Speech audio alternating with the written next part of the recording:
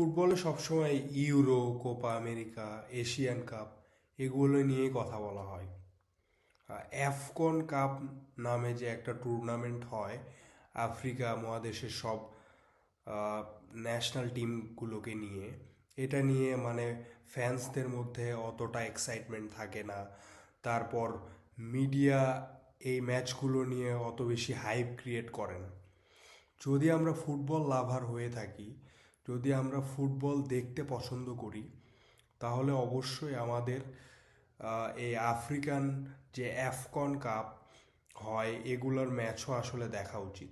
কারণ যদি আমরা মানে ডিপলি ফুটবল ফলো করি তাহলে আমরা দেখতে পারি যে বেশিরভাগই গতি প্লাস স্কিলফুল প্লেয়ারগুলো আসে কিন্তু এই আফ্রিকা মহাদেশের দেশগুলো থেকে।